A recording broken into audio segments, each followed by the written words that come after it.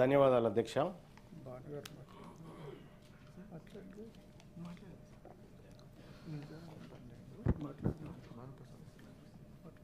BC రిజర్వేషన్ల బిల్లుకు సంబంధించినటువంటి అంశంలో, చట్టానికి సంబంధించినటువంటి అంశంలో మాట్లాడే అవకాశం కల్పించినందుకు తమరికి ధన్యవాదాలు తెలియజేస్తా ఉన్నా అధ్యక్ష.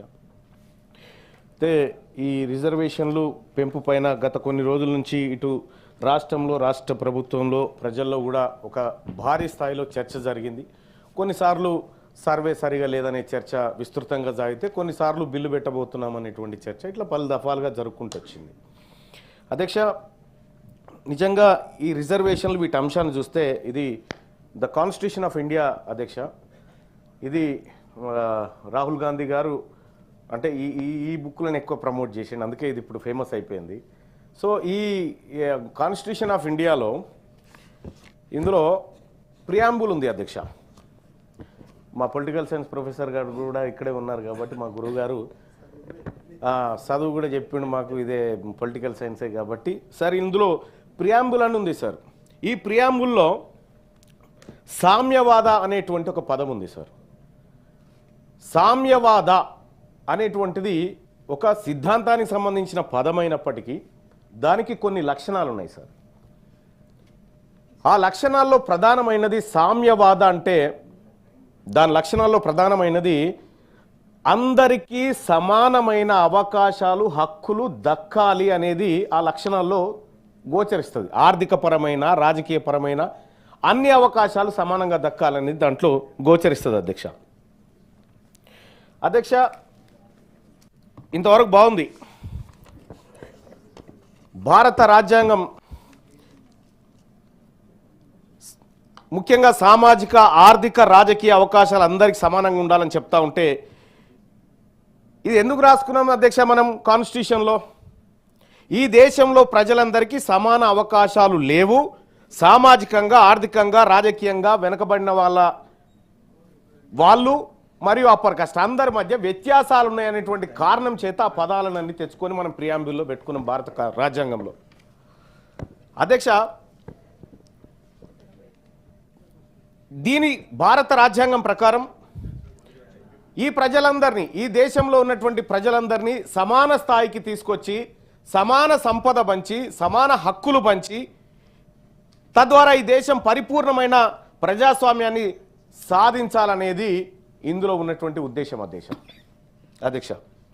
వెనుకబడిన తరగతుల వాళ్ళు ఈ దేశంలో ఉన్నారని భారత రాజ్యాంగంలోని ఆర్టికల్ 340 చెప్తుంది అధ్యక్ష. ఆర్టికల్ 340ను భారత రాజ్యాంగంలో పొందుపరిచి 75 సంవత్సరాలు గడుస్తూ ఉంది అధ్యక్ష. 75 సంవత్సరాల నుంచి ఈ దేశంలో వెనుకబడిన తరగతులు ఉన్నారు అని 75 సంవత్సరాల నుంచి ఈ రాజ్యాంగం చెప్తుంది అధ్యక్ష.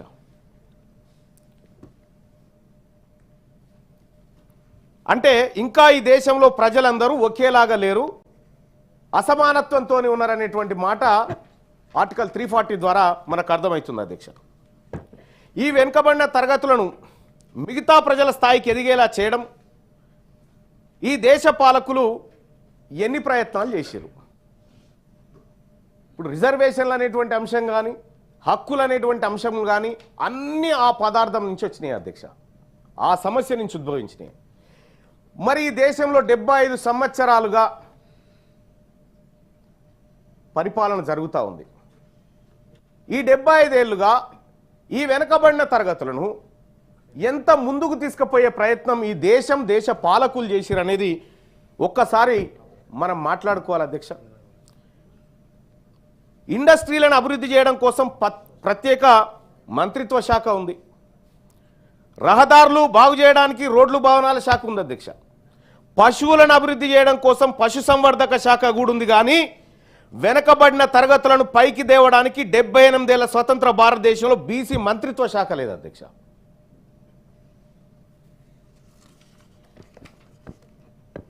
మా బీసీల బతుకులు ఎలా ఉన్నాయంటే, కనీసం వీళ్ళు ఎక్కడైనా బాధపై చెప్పుకోవడానికి 2 పూటలు తిన్నామా, కడుపు నిండిందా, పస్తులున్నారా, ఆకలా, దప్పికనా చెప్పుకోవడానికి ఒక మంత్రి లేడు అధ్యక్ష ఈ దేశంలో.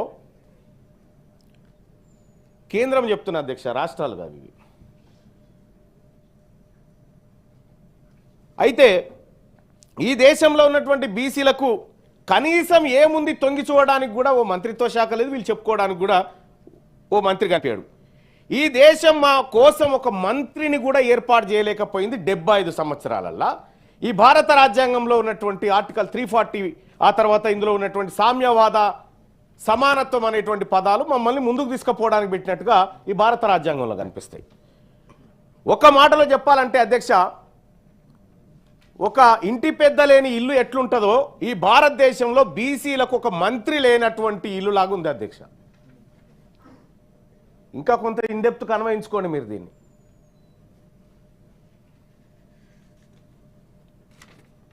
దేశంలో 60% ఉన్న బీసీల వద్ద ఓట్లు ఉన్నాయి కాబట్టి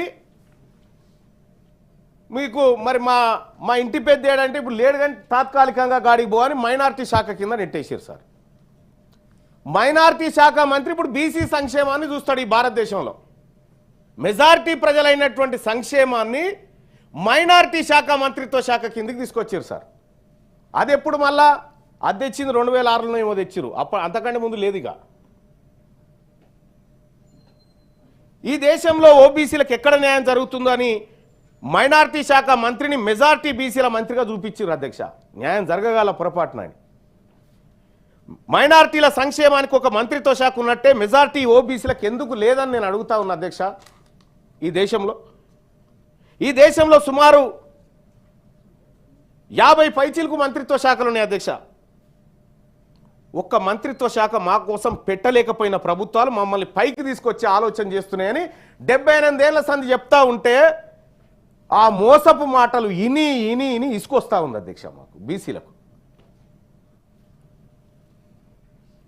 ఆర్థిక సమానత్వం గురించి,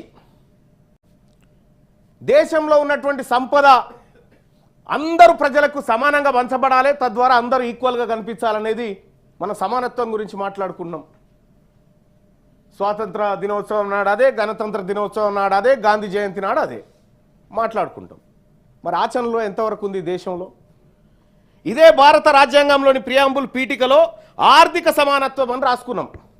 సోషల్ జస్టిస్, ఎకనామిక్ జస్టిస్ అని రకరకాలుగా రాసుకున్నాం.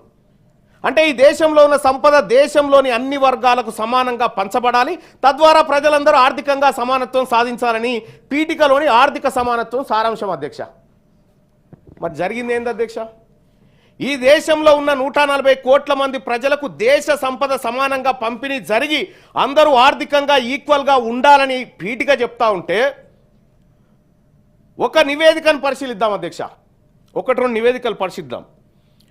WID, వరల్డ్ ఇన్ఈక్వాలిటీ డేటాబేస్ అధ్యక్ష. ఆ నివేదికతో పాటు అంటే దాన్ని ప్రపంచ అసమానతల డేటాబేస్ కూడా అని అంటారు అధ్యక్ష. ఈ డేటాబేస్ని ఆక్స్ఫాము, ఫోర్బ్స్, హురూన్ సంస్థలు తయారు చేసి ప్రకటిస్తాయి అధ్యక్ష. ఈ నివేదికలు పరిశీలిస్తే మన దేశంలో ఆర్థిక సమానత్వం పెరిగిందా లేకపోతే ఇంకా దిగజారిపోయిందా మనకు అర్థమవుతుంది అధ్యక్ష. గతంలో అంటే 1972 నుంచి 73 NSSO అంటే నేషనల్ శాంపిల్ సర్వే ఆర్గనైజేషన్ అనే సంస్థ, దానికి ఇంకో పేరు కూడా ఉంది, నేషనల్ స్టాటిస్టికల్ ఆర్గనైజేషన్ అనేటువంటి సంస్థ. ఇవన్నీ సర్వే సంస్థలు అధ్యక్ష. ఈ దేశంలో ఉన్నటువంటి ఆర్థిక అసమానతలు, ప్రజల మధ్య ఉన్నటువంటి వ్యత్యాసాలను ఇవి క్షుణ్ణంగా పరిశీలించేటువంటి సంస్థలు. ఈ నివేదికలు ఒకసారి చూస్తే అధ్యక్ష, ఇవి ప్రతి 5 ఏళ్లకోసారి దేశవ్యాప్తంగా సర్వేలను బయటపెట్టాయి. కానీ 2011లో ఒక సర్వే ఆగిపోయింది. తర్వాత CMI, centre for monitoring Indian economic మరియు consumer pyramid household survey అని నిర్వహించారు అధ్యక్ష. ఈ అన్ని సర్వే రిపోర్ట్లను పరిశీలిస్తే ఈ దేశంలో పేదవారి జాతకాలు, పెద్దవారి జాతకాలు మొత్తం బయటకు వస్తాయి అధ్యక్ష. ఈ సర్వేలో ఆర్థిక సమానత్వం అనేటువంటి అంశాలు ముఖ్యంగా 1990 తర్వాత నుండి 2024 వరకు ధనవంతుల సంపద భారీగా పెరిగినట్టుగా ఈ సర్వే నివేదికలు చెప్తా ఉన్నాయి అధ్యక్ష. ముఖ్యంగా 2022-23లో 1% ఉన్నటువంటి సంపన్న వర్గాల దగ్గర 40% సంపద పోగుపడ్డది అధ్యక్ష. ఈ దేశంలో 1% ఉన్నటువంటి సంపన్న వర్గాల దగ్గర 40% సంపద పోగుపడ్డది. Income and wealth inequality in India నివేదికలు చెప్తున్నటువంటి లెక్క అధ్యక్ష ఇది. పేదవాళ్ళు మరింత పేదలుగా, సంపన్నులు మరింత సంపన్నులుగా మారిపోయారు అధ్యక్ష. ఈ 70 ఏళ్ల పరంపరలో మమ్మల్ని పైకి తీసుకురావడానికి ప్రభుత్వాలు చేసిన ప్రయత్నంలో మేము జారిపోయి వాళ్ళు పైకి వచ్చారు అధ్యక్ష. అంటే భారత రాజ్యాంగం చెప్తున్న ఆర్థిక సమానత్వం వచ్చుడు మాట దేవుడెరుగు, ఇంకా పేదలు కడు పేదలుగా మారిపోయారు అధ్యక్ష. ఈ దేశంలో 78 ఏళ్లుగా ఈ దేశ పాలకులు సాధించింది ఏంటంటే సంపన్నుల సంపద పెంచి పేదలను నిరుపేదలుగా తయారు చేయడంలో సక్సెస్ అయ్యారు అధ్యక్ష. బీసీలలో ఉన్నత విద్యను అభ్యసిస్తున్న పరిశోధన విద్యార్థుల విషయం చూద్దాం అధ్యక్ష. వీళ్ళు మమ్మల్ని పైకి తేవడానికి ఎన్ని ప్రయత్నాలు చేశారు అనుకున్నాం అధ్యక్ష దేశవ్యాప్తంగా. ఒకసారి ఇదే దేశంలో మమ్మల్ని ఈ బీసీల చదువుల కోసం, బీసీలను పైకి తీసుకురావడం కోసం భారతదేశంలో జరిగినటువంటి ప్రయత్నాన్ని ఒక్కసారి చూస్తే అధ్యక్ష,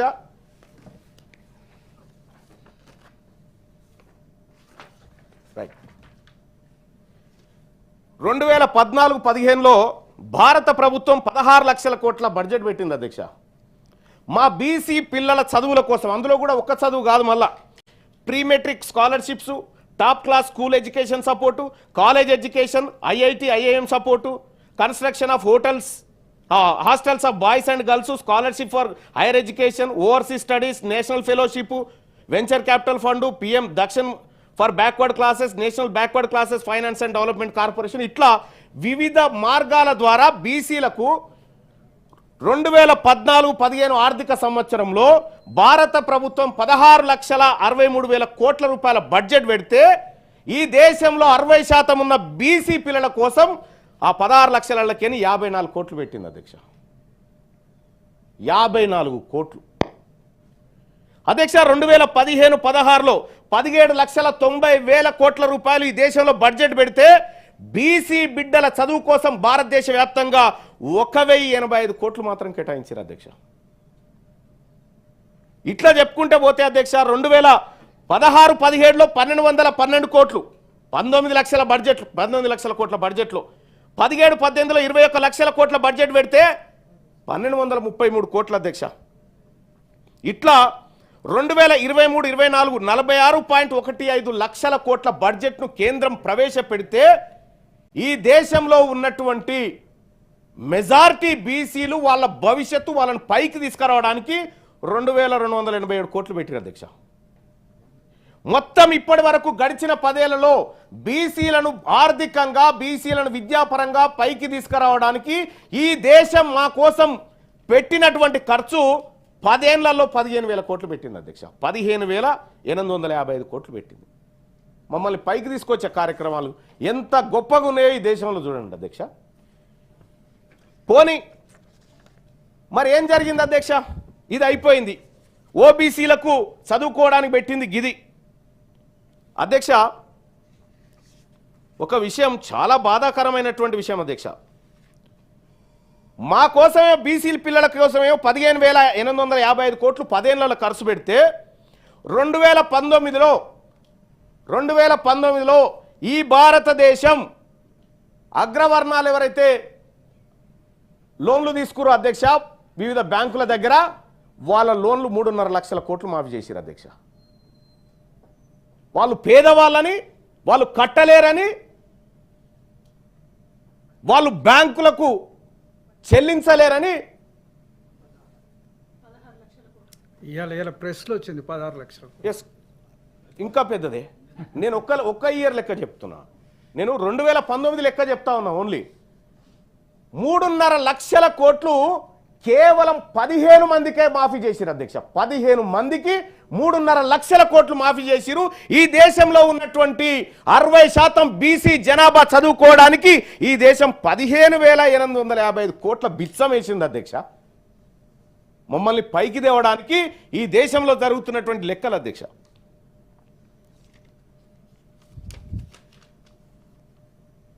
అధ్యక్ష,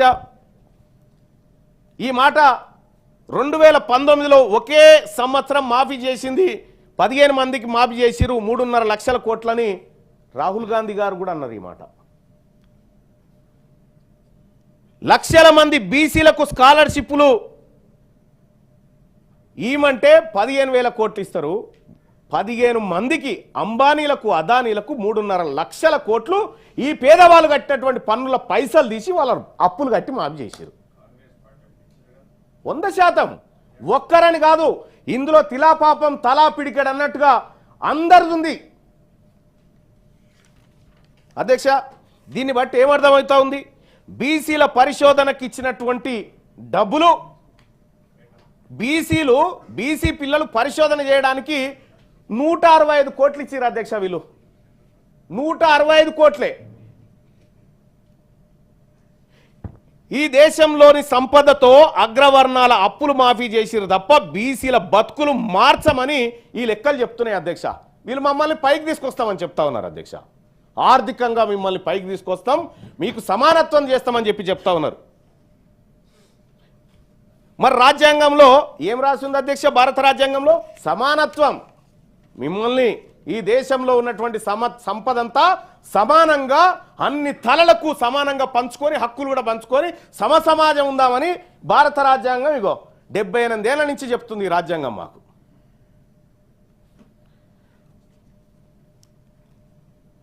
వాస్తవానికి ఈ భారత రాజ్యాంగం లెక్కల ఇందులో రాసుకున్న దాని ప్రకారం అగ్రవర్ణాల దగ్గర పోగుబడ్డ సంపద తీసి బీసీలకు పేద వర్గాలకు వంచితే సమానత్వం అవుతుంది అధ్యక్ష. ఈ బీసీలు కట్టిన పేద వర్గాలు కట్టిన పన్నులు తీసుకుపోయి వాళ్ళ అప్పులు మాఫీ చేస్తే సమానత్వం అవుతుందా? ఈ దేశంలో పేదవాడంటే అనిల్ అంబానీ వాళ్ళ అన్న ఆ నీరవ్ మోడీ, లలిత్ మోడీ, వీళ్ళు పేదవాళ్ళు ఈ దేశంలో కనిపిస్తుంది. ఇదే లెక్కల ప్రకారం పూటగతి లేని మా సాకలి మంగలి బిడ్డలా, లేకపోతే వాళ్ళ పేదవాళ్ళు? ఈ దేశం చెప్పాలి సమాధానం. ఈ దేశంలో పేదవాడు ఆకలితో చచ్చిపోతా ఉంటే వాడికి అన్నం పెట్టి కాపాడాల్సిన ప్రభుత్వాలు అగ్రవర్ణాల పొట్ట నింపి పేదవాడిని శ్మశానానికి పంపుతా ఉన్నాయి అధ్యక్ష. ప్రపంచ ఆకలి సూచికలో 127 దేశాల లెక్క తీస్తే 2024లో మన దేశం 105వ స్థానంలో ఉందంటే సిగ్గుతోని తలదించుకోవాలి అధ్యక్ష. ఈ దేశంలో ఉన్నటువంటి పరిపాలకులం అందరం. ప్రతి సంవత్సరం 25 లక్షల మంది భారతీయులు ఆకలితో చచ్చిపోతా ఉన్నారు ఈ దేశంలో, ఓన్లీ ఆకలితోటి. ఇది నేను చెప్తుంది కాదు, హ్యూమన్ రైట్స్ ఫౌండేషన్ లెక్కల ప్రకారం చెప్తున్నటువంటి మాట అధ్యక్ష. ప్రతిరోజు 4500 మంది చిన్న పిల్లలు ఆకలి మరియు పోషకాహార లోపాలతో చచ్చిపోతా ఉన్నారు అధ్యక్ష. మన దేశంలో చనిపోతున్నారు. ఇది జాతీయ ఆరోగ్య సర్వే చెప్తున్నటువంటి లెక్క అధ్యక్ష. ఏం చెప్తున్నాయి అధ్యక్ష ఈ దేశంలో నివేదికలు? ఈ దేశంలో జరిగినటువంటి మా సోదరిమణి కవిత గారు కాక కలేకర్ కమిషన్ దగ్గర నుంచి మండల్ కమిషన్ దగ్గర ఎన్నెన్ని ప్రయత్నాలు జరిగినాయని చెప్పింది. నేను ఆటి జోలికి పోదలుచుకోలే. ఈ నివేదికలు ఏం చెప్తున్నాయో నేను ఒక్కసారి ఏకరు పెట్టదలుచుకున్నా. ప్రపంచంలో 821 మిలియన్ల మంది పోషకాహార లోపంతో బాధపడితే అందులో 195.9% 9 మిలియన్లు ఓన్లీ మన దేశంలోనే ఉన్నారు అధ్యక్ష. 2018 ఆహార మరియు వ్యవసాయ నివేదిక చెప్తున్నటువంటి లెక్క ఇది. దేశంలో 14.8% మంది పోషకాహార లోపంతో బాధపడుతున్నారు అధ్యక్ష. ఇది ప్రపంచం మొత్తం కంటే మరియు ఆసియా సగటు కంటే ఎక్కువ. మనం పేద వర్గాలను అభివృద్ధి చెందిస్తున్న తీరు ఒక్కసారి చూడాలి అధ్యక్ష. 116 దేశాల గ్లోబల్ హంగర్ ఇండెక్స్ 2021 ప్రకారం మన దేశం 94 నుండి 101 స్థానానికి దిగజారిపోయింది అధ్యక్ష.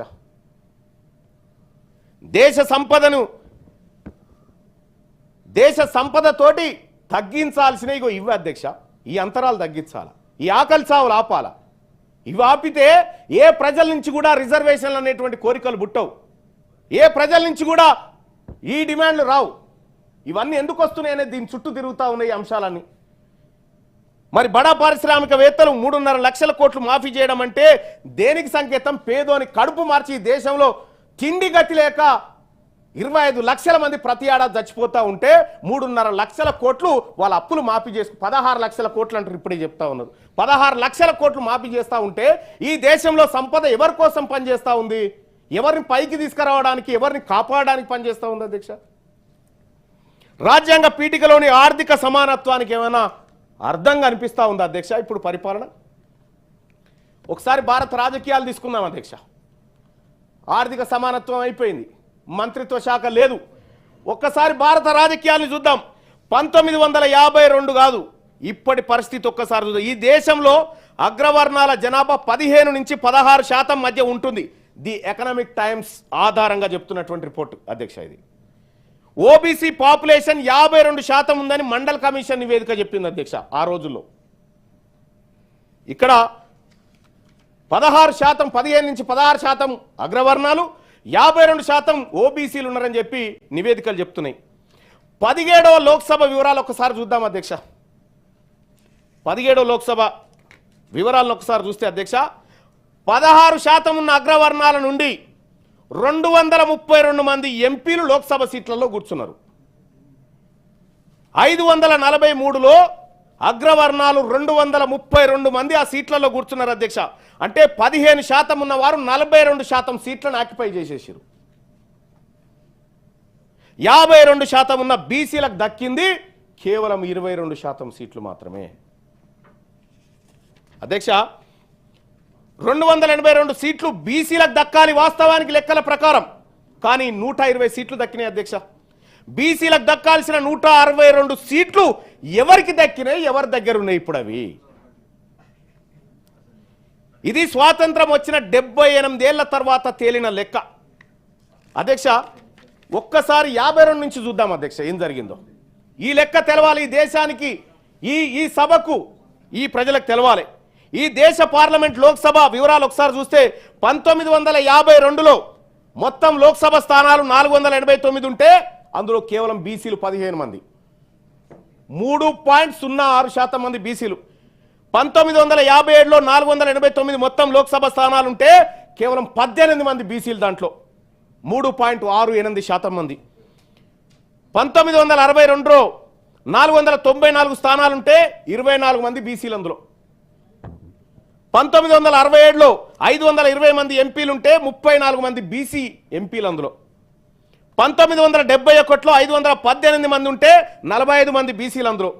1979లో 51 మంది, 80లో 56, 84లో 58, 89లో 65, 91లో 75, 96లో 83, 98లో 86 ఇట్లా అధ్యక్ష. బీసీలు పార్లమెంట్లో 543 సీట్లు ఉన్నటువంటి పార్లమెంట్లో 100 సీట్లను కైవసం చేసుకోవడానికి 78 సంవత్సరాలు పట్టింది సార్. 78 సంవత్సరాలు పట్టింది. మెజారిటీ ప్రజలు తమ వాటాను కేవలం 22% వాటా, ఈ వాటాను పొందడానికి 78 సంవత్సరాలు పట్టింది సార్. అంతేగా సార్.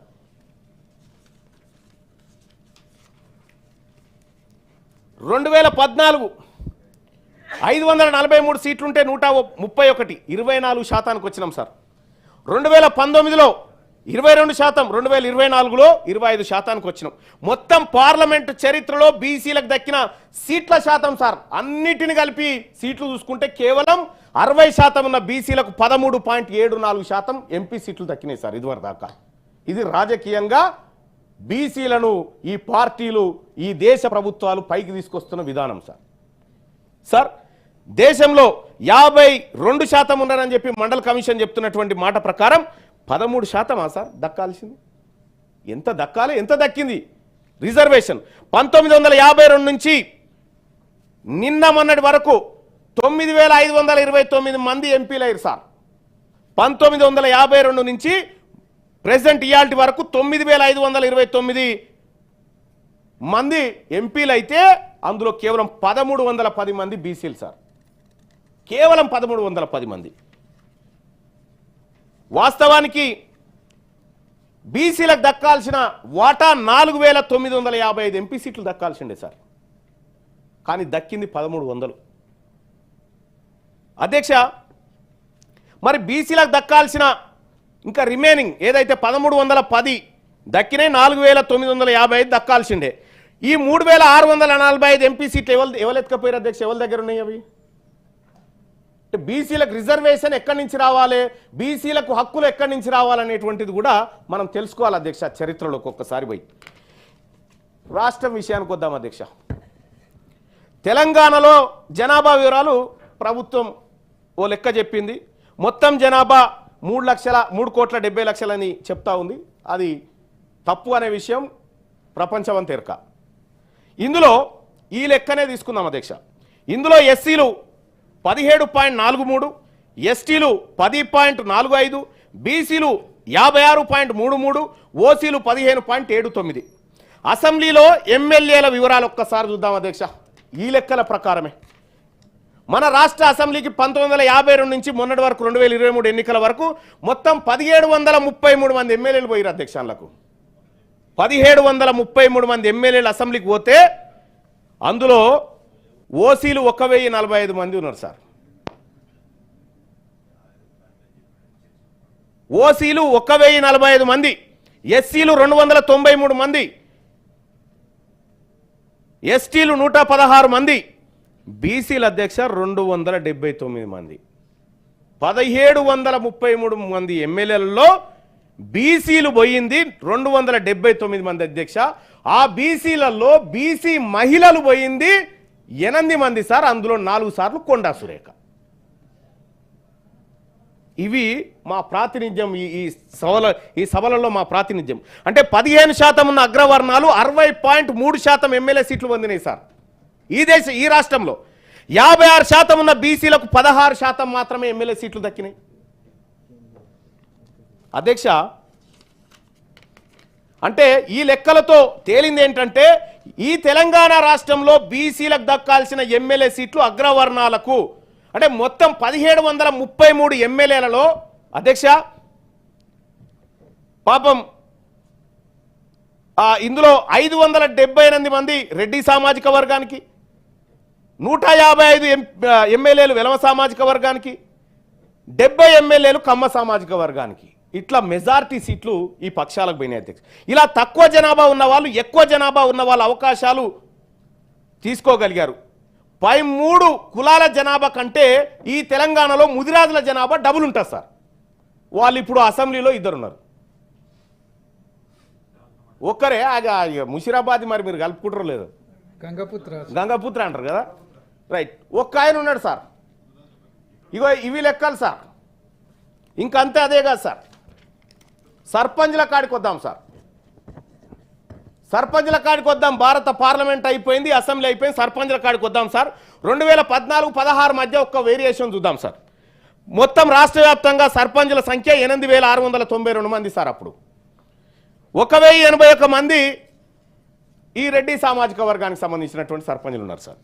119 మంది వెలమలు ఉన్నారు సార్. 97 మంది కమ్మ సామాజిక వర్గానికి సంబంధించి 20 లక్షల జనాభా పైచీలుకున్న యాదవులకు 560 దక్కినాయి సార్. అవి రిజర్వేషన్లు ఉండేప్పటికీ 47 బీసీ కులాలను కలిపి దక్కిన సర్పంచ్ పదవులు ఎంత అంటే 47 బీసీ కులాలకు దక్కిన ఎంత అంటే 324 సర్పంచ్ సార్. ఈ ఎంపీటీసీ జెడ్పీటీసీలది తెలంగాణ వ్యాప్తంగా 2014-16 మధ్య మొత్తం ఎంపీటీసీలు 6490. అందులో సార్ ఇగో ఇది ఇగో మీ బిల్లు వచ్చినప్పుడు తీసుకోండి బాయ్ సార్. మాట్లాడకండి దయచేసి. It is not your subject. మొత్తం ఎంపీటీసీలు 6490 ఉంటే అందులో పైన చెప్పినటువంటి 3 కులాలే దాదాపు 800 ఎంపీటీసీలు దక్కించుకున్నాయి సార్. ఆ తర్వాత విశ్వ బ్రాహ్మణులైన మా బీసీలకు అందులో 5 కులాలు ఉంటే వాళ్ళకి దక్కిన ఎంపీటీసీలు ఈ రాష్ట్రంలో 37 దక్కినాయి సార్. ఇవి రాజకీయ అవకాశాలు. ఇవాళ మనం బిల్లులు పెట్టుకుంటా ఉన్నాం. రాజకీయ అవకాశాలు 42% రావాలి, ఆర్థిక అవకాశాలు 42% రావాలి, విద్యా ఉద్యోగాల్లో రావాలనుకుంటున్నాం కదా. ఎందుకు రావాలి, ఈ వర్గాలకు ఎందుకు ఇవ్వాలన్నప్పుడు మనం ఈ సమాధానం చెప్పుకోవాలి సార్. జెడ్పీటీసీలు చూస్తే అధ్యక్ష 441 ఉంటే అందులో దాదాపుగా 70 వరకు ఆ 3 వర్గాలకు పోయినాయి సార్.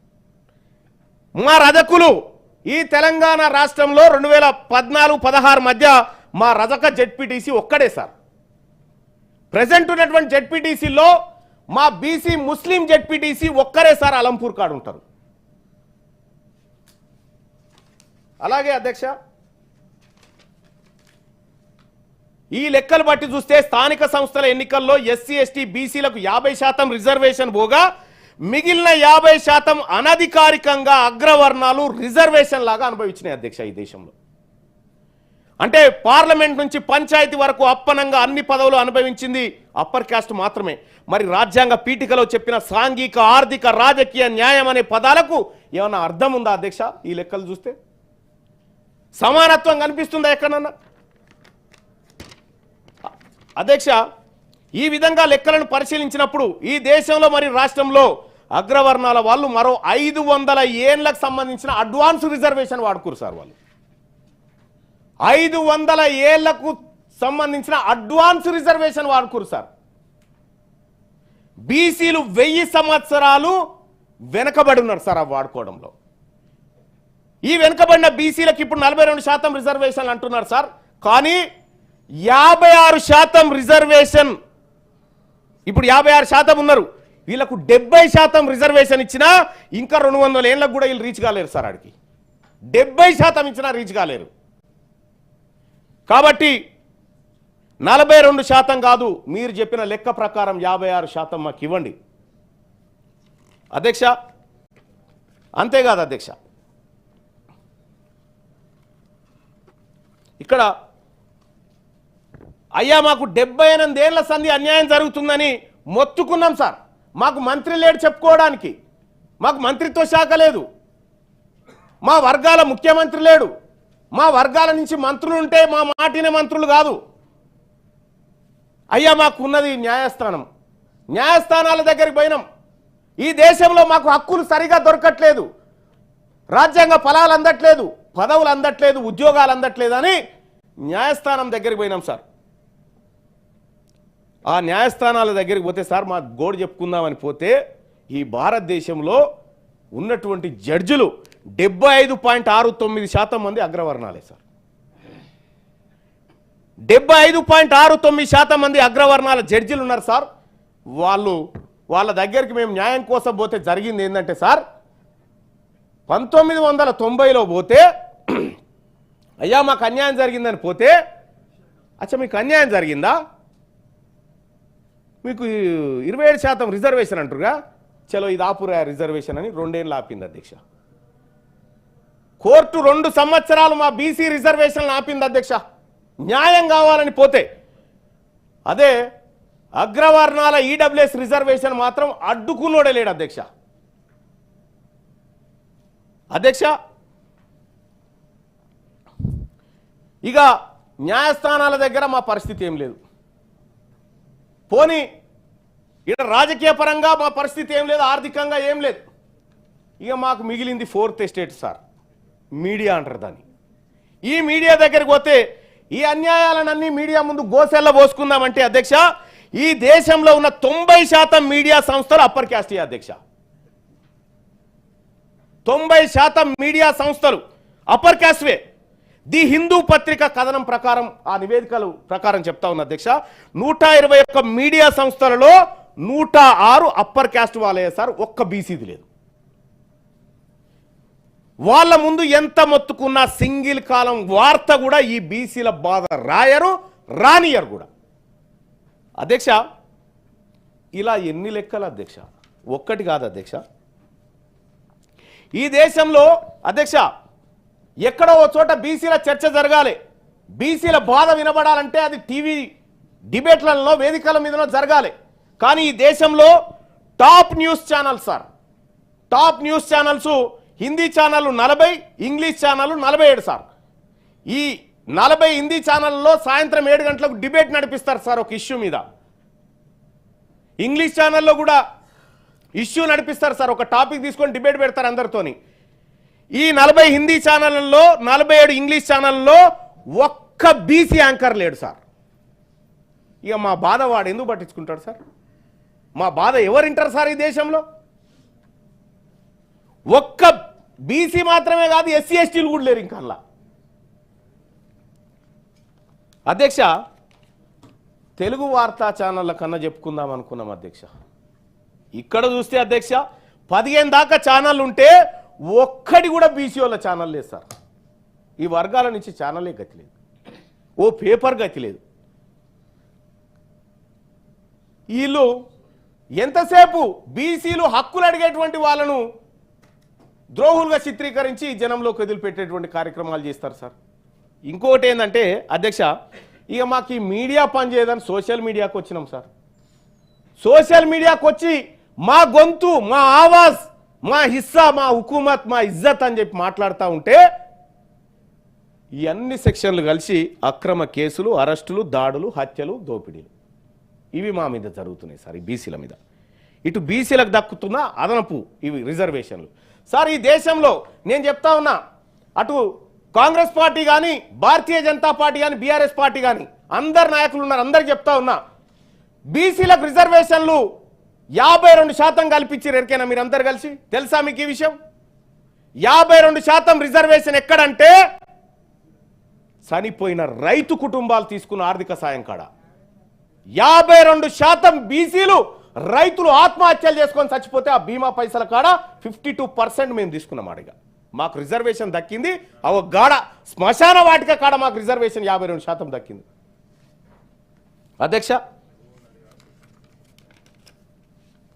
కాంట్రాక్టర్లు వాళ్ళే, ఫార్మా ఇండస్ట్రీ వాళ్ళదే, సినిమా ఇండస్ట్రీ వాళ్ళదే, భారీ పరిశ్రమలు వాళ్ళవే, రియల్ ఎస్టేట్ వాళ్ళవే. మా బీసీలకు కంట్రోల్ బియ్యం, ఇందిరం మిల్లు, 2000 పింఛన్, ఆరోగ్యశ్రీ కార్డు, సస్తే రైతు బీమా. ఇది దేశంలో మమ్మల్ని పైకి తీసుకురావడానికి జరుగుతున్నటువంటి ఒక లెక్క చూస్తే అధ్యక్ష, ఇది చాలా బాధ అనిపిస్తుంది అధ్యక్ష. ఏ రంగాల్లో బీసీలు లేరు అనేది ఒకసారి నేను తీస్తే అధ్యక్ష, వ్యవసాయ భూమిలో తగిన వాటా లేదు బీసీలకు, పరిశ్రమల్లో వాటా లేదు, 98% అగ్రకులాల చేతుల్లో ఉన్నాయి, ఖనిజ వనరులైన గనుల్లో వాటా లేదు, ఎగుమతులు దిగుమతుల వాణిజ్యంలో వాటా లేదు, రోడ్లు, భవనాలు, కాల్వలు, ప్రాజెక్టుల కాంట్రాక్టులు అన్నీ వాళ్ళ చేతుల్లోనే, ప్రభుత్వ లైసెన్సుల్లో వాటా లేదు, లాభదాయక వ్యాపారాల్లో వాటా లేదు, ప్రైవేట్ సెక్టార్లో వాటా లేదు, డిఫెన్స్ రంగంలో వాటా లేదు, సైన్స్ అండ్ టెక్నాలజీలో మన వినియోగం లేనే లేదు, హైకోర్టు, సుప్రీంకోర్టు న్యాయమూర్తులు మనోళ్ళు లేనే లేరు, అతి తక్కువగా నిర్ణయాల జమైరాళ్ళు కూడా 2-3. ఔషధ తయారీలో వాటా లేదు, టెలిఫోన్ సెల్ఫోన్ నెట్వర్క్లో వాటా లేదు, టెలివిజన్ ఛానల్స్లో లేదు, కెమికల్ ప్లాంట్లలో లేదు, విద్యుత్ రంగంలో లేదు, స్పెషల్ ఎకనామిక్ జోన్లో లేదు, సిమెంట్ రంగంలో లేదు, సినిమా రంగంలో లేదు, నిర్మాతలు, హీరోలు అన్ని వాళ్ళే, ప్రైవేట్ స్కూళ్ళు, కాలేజీల్లో వాటా లేదు, ప్రైవేట్ ఇంజనీరింగ్ కళాశాలలో వాటా లేదు, ప్రైవేట్ మెడికల్ కళాశాలలో వాటా లేదు, వస్త్ర పరిశ్రమలో లేదు, కేబుల్ నెట్వర్క్లు లేదు, హోటలు, రెస్టారెంట్స్, పబ్స్ ఏడ కూడా వాటా లేదు, బ్యాంకింగ్ రంగంలో మొత్తమే లేదు, పత్రికా రంగం పూర్తిగా వారి చేతుల్లోనే ఉంది, ఎలక్ట్రానిక్ మీడియా రంగం పూర్తిగా వాళ్ళ గుప్పిట్లోనే ఉంది, ట్రాన్స్పోర్ట్ రంగంలో మన వాటా లేదు, ప్రైవేట్ విమానయాన రంగంలో లేదు, బ్యాంకుల నుండి అత్యధికంగా లోన్లు పొందేది వాళ్ళే, వేల కోట్ల రూపాయల బ్యాంకుల రుణాలు మాఫీ జరిగేది వారికే. ఇట్లా ఒక్కటి కాదు అధ్యక్ష, 60 డిపార్ట్మెంట్లు ఇట్లా ఉన్నాయి అధ్యక్ష. ఇవి చూస్తూ ఉంటే ఇంకా అంతేకాదు అధ్యక్ష. పోనీ మరి మా వాళ్ళు ఏం చేయాలి? బీసీలు ఏం చేయాలంటే ఐపీఎల్ కాడ టికెట్లు కొనుగోలు చేసే శక్తి రావాలి వాళ్ళకు. సినిమా థియేటర్ల కాడ టికెట్లు కొనుక్కునే షోకు ధర పెంచుకుంటారు కదా, దాన్ని ఏం షో అంటారు? Benefit show. ఆడ పెంచిన టికెట్ కొనుగోలు శక్తి మా బీసీలకు రావాలంటారు అధ్యక్ష.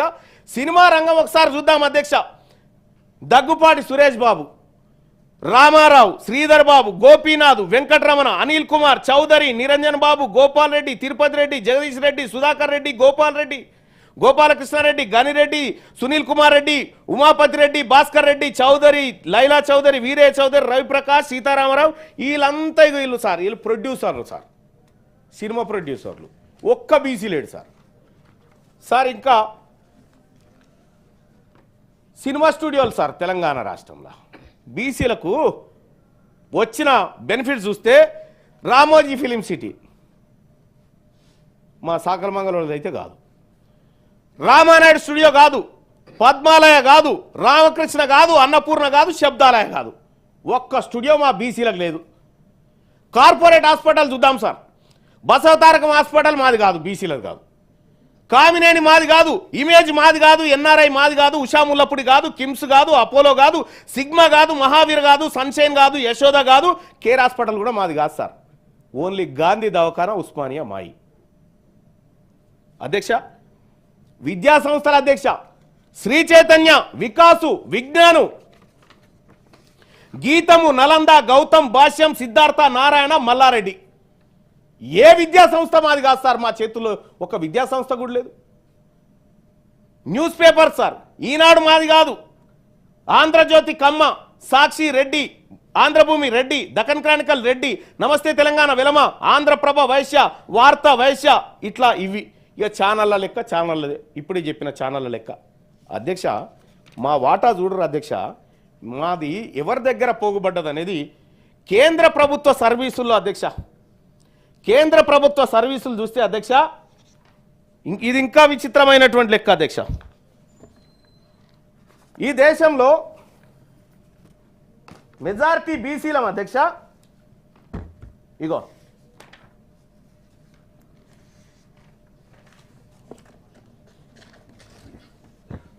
మెజారిటీ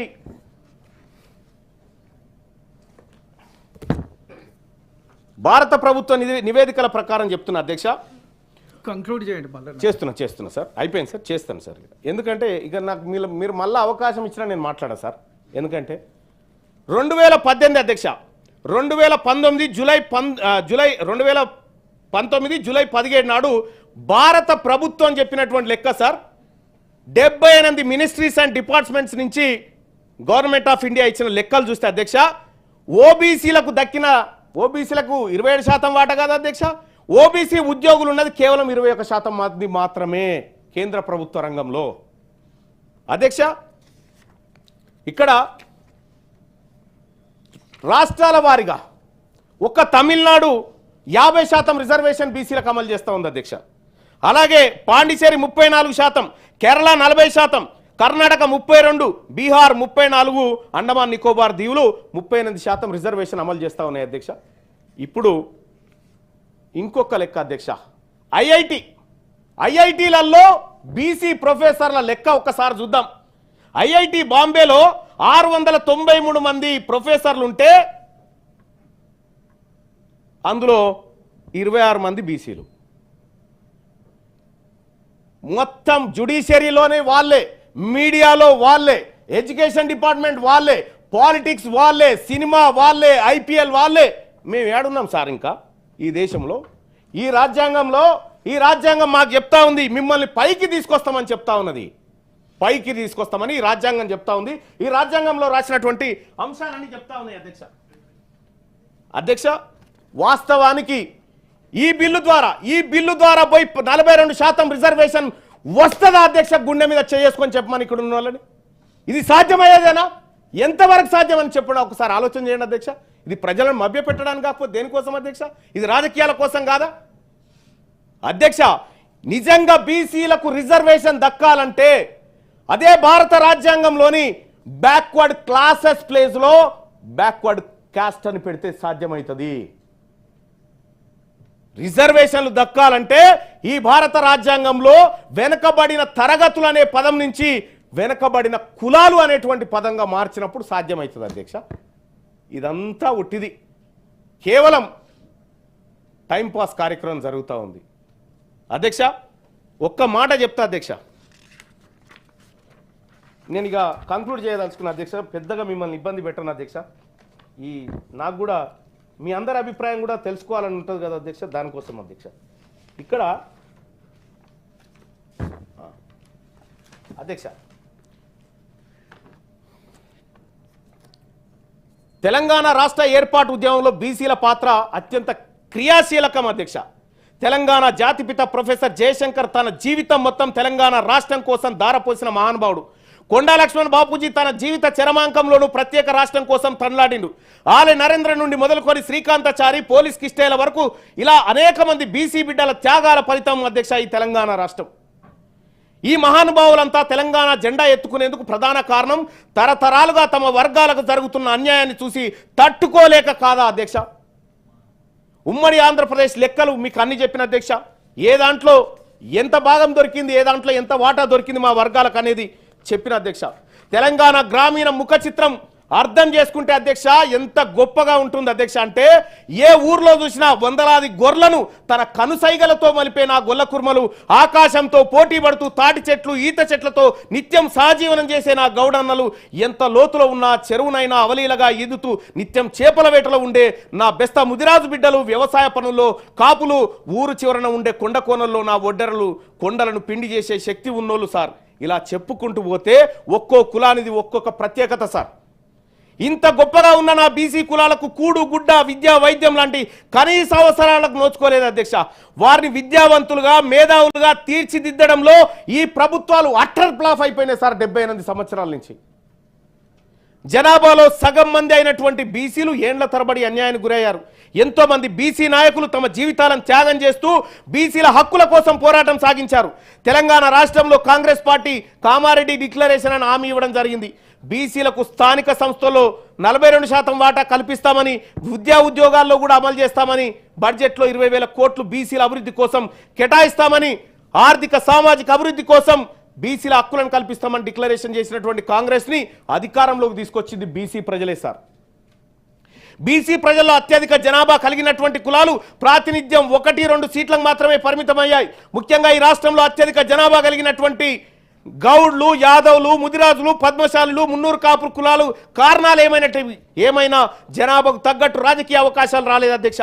కేవలం వారిని ఓటు బ్యాంక్గా ఉపయోగిస్తూ 1-2 సీట్లు మాత్రమే కేటాయించి మిగిలిన బీసీ కోటాను హైదరాబాద్లో హైదరాబాద్లో ఇస్తారు సార్ వీళ్ళకి సీటు. బీసీలకు ఏడా చార్మినార్, బర్కత్పురా, అదేమంటారు యాకుత్పురా, బర్కత్పురా, నాంపల్లి కాడ బీసీలకు టికెట్లు ఇస్తారు సార్ కాంగ్రెస్ పార్టీలో.